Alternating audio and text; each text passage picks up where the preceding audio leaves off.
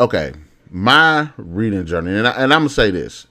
This is how I started with him. I already said it, but I'm gonna say it again. My Stephen King reading journey, and this is kind of the timeline. Don't know what year it was, but it is what it is. Okay, the first book that I read of his, I believe, was The Mist, and that's because when the movie came out, I was so enthralled and so intrigued with the movie, I wanted to see how the book compared. And after I bought the book and I read it, I enjoyed the book. I liked the ending from the book better than the damn movie. But I really enjoyed the book, and that's kind of like the first push. Now, I've always heard of Stephen King. I've always heard of just how great of a writer he is. In fact, I was a huge R.L. Stine fan when I was younger, and really the only other author, because I was all into Goosebumps. I read a little bit of Christopher Pike too, but it was mostly R.L. Stine. But I've always heard of Stephen King. Then the It movie came out, the 2-part movie came out in the 90s, and there was Salem's Lot, and there was other Carrie. So I knew of him because I seen the movies. But the first book that I actually read was The Mist, and then following up, I was like, I went back.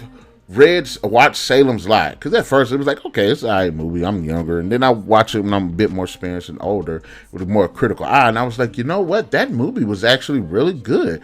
Why don't I go and read the book? So I went back, read the book, really enjoyed Salem's Lot. I thought it was really good. In fact, I liked it so much, I went back, watched the sequel, and then they had the remakes and the reboots and all of that. The remake, and then the newest movie that came out was trash, but the other one at least was decent. But I went back and I wanted to just learn all about it, reading up on his characters. And then what really propelled me more further into him was when I read The Gunslinger. And I really enjoyed the book. I thought it was really good. I really liked Roland. And then I just, I started reading more The Dark Tower, read The Drawing of the Three, The Wastelands, Wizard and Glass, what was Akala, and then I started, and then another thing what was kind of propelling me to read more of his work is the fact that I like Dean Koontz. And I read one of Dean Koontz books, and it because the first book I read his was Phantoms, and I was like, you know what, he's really good too. So I've been kind of going back and forth to see who has the better books. It's kind of a competition I've been doing, and honestly, just going back to Stephen King, like I said, that's kind of been what's been going on with it, and I've gone from. One of the things that I've always appreciated about him, and I can say that now, not only are the characters, because it was like, okay, the stories were good, and then it leaned more toward the characters, and then, my opinion, leaned more to a lot of it being the dialogue.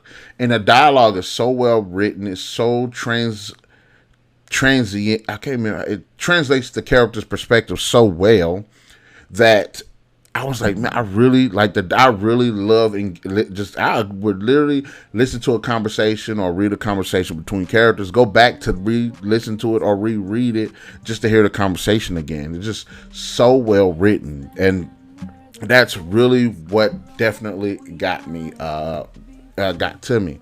Now, Stephen King,